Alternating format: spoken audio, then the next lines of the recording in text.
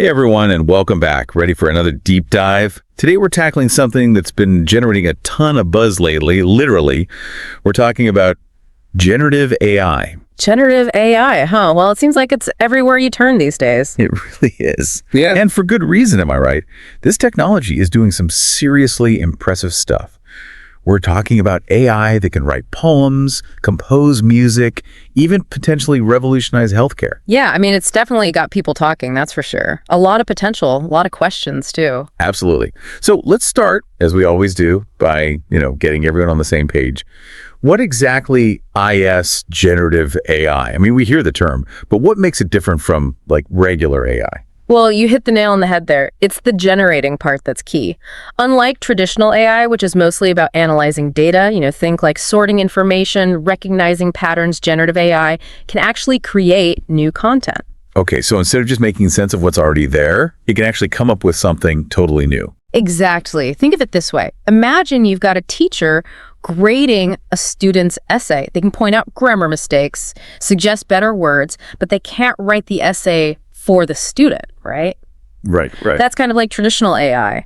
Generative AI, it's more like the student themselves, learning to write that essay. It's capable of creating original content, whether it's text, images, music, even code. Okay, that's a really helpful analogy. So we're not just talking about AI that can, tell us what's in a picture, but AI that can paint a whole new picture. Yeah. Right? And we're seeing that happen already, right? I mean, ChatGPT, that's a great example. Oh, absolutely. ChatGPT, DALL-E for images, even AI composing original music. These are all examples of generative AI in action. Yeah, it's really remarkable. And I know there are a lot of complex technologies behind it, neural networks, machine learning, all that.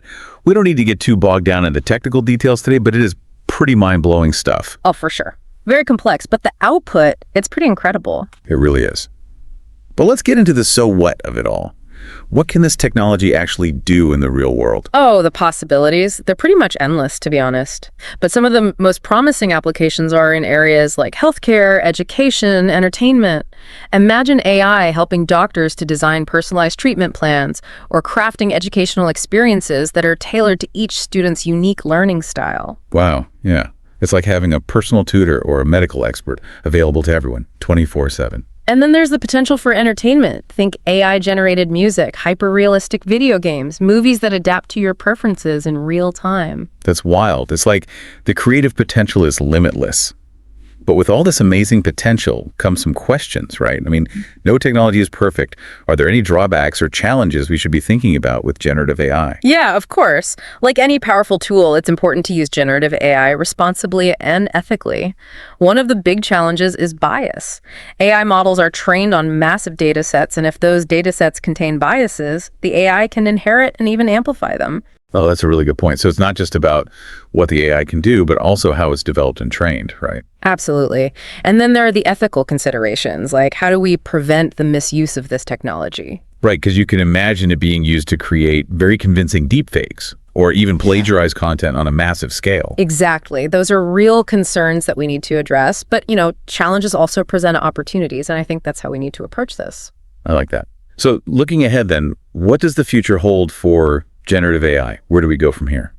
Well, to me, the next frontier is all about integration. It's about weaving this technology into various industries in a way that truly benefits humanity. I think we're on the cusp of some truly transformative changes, from AI assisting in groundbreaking scientific discoveries to creating hyper-personalized learning experiences, even pushing the boundaries of art and entertainment in ways we can't even imagine yet. It's certainly an exciting time to be paying attention. I'm definitely going to be keeping a close eye on all of this. But before we wrap up, I want to leave you with a bit of a thought experiment. If you had access to generative AI right now, what's one problem in your life, big or small, that you'd use it to solve? Think about it, and maybe we'll revisit this in a future episode. For now, thanks for joining us for this deep dive into the world of generative AI. Don't forget to subscribe so you don't miss out on more fascinating topics, and be sure to share this episode with your friends. Until next time. See you soon.